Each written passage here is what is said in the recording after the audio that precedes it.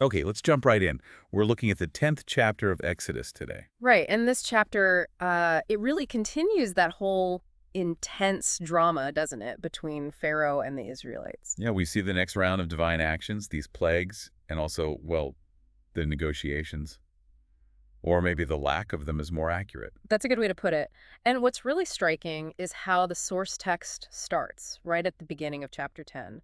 It explicitly lays out the reason for what's happening. Exactly. It says the Lord is telling Moses to go back to Pharaoh because his heart and his officials' hearts have been hardened. Uh-huh.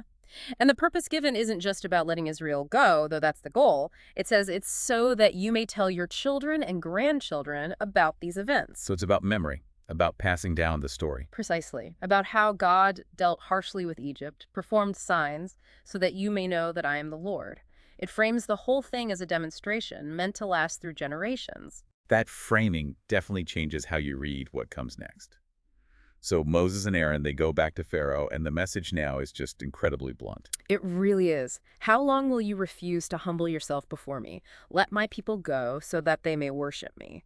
No messing around. And the threat, if he refuses, it's super specific: locusts tomorrow. Yeah, and the scale described is just immense. They'll cover the ground so you can't even see it. And this part, they'll devour what little you have left after the hail. Right, that direct link back to the previous plague, the hail. It shows it's not just random disaster, it's targeted escalation, hitting what's barely survived, Yeah. even the trees in the fields. And the text makes a point of saying this is unprecedented, like something neither your fathers nor your forefathers have ever seen. This isn't just a bad locust swarm, it's off the charts, historically unique. Okay, but then something really interesting happens. Pharaoh's own officials, his inner circle, they speak up. Yeah, they actually turn to Pharaoh and say, essentially, how long are we going to put up with this? Let these people go. Can't you see Egypt is ruined? That's a massive moment, isn't it? The pressure is coming from inside the palace now. His own advisors are basically saying, we're done. This is destroying us. It tells you just how bad things have gotten. The cost is undeniable, even to them. So Pharaoh, maybe feeling that pressure, calls Moses and Aaron back, and he starts with what sounds like a yes. Go, worship the Lord your God. But then comes the catch. Immediately. But just who will be going? He's trying to keep control. And Moses gives him the straight answer: no wiggle room at all. We will go with our young and old, with our sons and daughters, and with our flocks and herds. Because we are to celebrate a festival to the Lord. The point is clear. Everyone and everything needed for proper worship has to go. It's all or nothing. Pharaoh does not take this well. He accuses them of being bent on evil, basically. And then offers his counter. Just the men can go. Since that's what you have been asking for, he says, which isn't true, of course. He's trying to hold the families, the livestock, hostage. It's a non-starter. And the result? Moses and Aaron get kicked out, driven from Pharaoh's presence.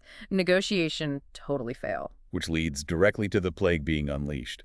The Lord tells Moses, stretch out your hand. And the text even describes the mechanism. An east wind blows all day and all night.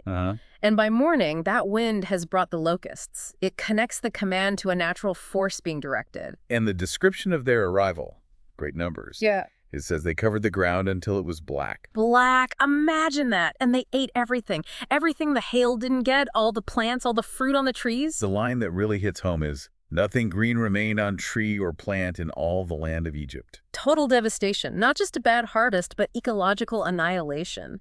That phrase, nothing green remained, just paints such a stark picture. It underlines the totality of it. Facing that, Pharaoh reacts fast this time. Summons Moses and Aaron again. And here's a shift. For the first time, he explicitly says, I have sinned against the Lord your God and against you. He names the Lord. Right. He acknowledges the divine power involved, but his plea is very immediate. Oh, yeah. Now forgive my sin once more and pray to take this deadly plague away from me. He wants the pain to stop right now. So Moses goes out, he prays. And the Lord sends another wind, a very strong west wind, the text says, opposite direction. And it just sweeps them all away. Every single one. Into the Red Sea. The text emphasizes the completeness again. Not a locust was left anywhere in Egypt. Total removal, just like the total invasion. But then, we see the pattern again, stated right there.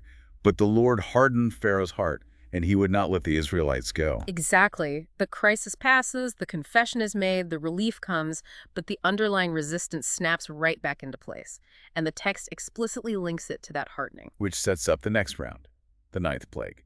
God tells Moses to stretch out his hand again, this time towards the sky. And the threat this time is different. It's darkness, but not just any darkness. No, it's darkness that can be felt. What a phrase. Yeah. It suggests something heavy, oppressive, almost tangible. It's chilling. Moses does it, stretches out his hand. And bam, total darkness covered all Egypt for 3 days. The description of the impact is intense. No one could see anyone else or leave his place for 3 days. Total shutdown. Can you imagine? 3 days completely immobilized in pitch blackness. But, and this is crucial, the source highlights the contrast. Right. Yet all the Israelites had light in the places where they lived. That distinction is powerful. It's not just a natural phenomenon. It's clearly presented as a targeted sign, separating the Egyptians from the Israelites, showing protection and judgment side by side. Absolutely. It reinforces who is in control here. So after 3 days of this palpable darkness, Pharaoh calls for Moses again. And he offers another concession, slightly bigger than the last one. Go worship the Lord. Even your women and children may go with you. Okay, so families are included now. Only leave your flocks and herds behind.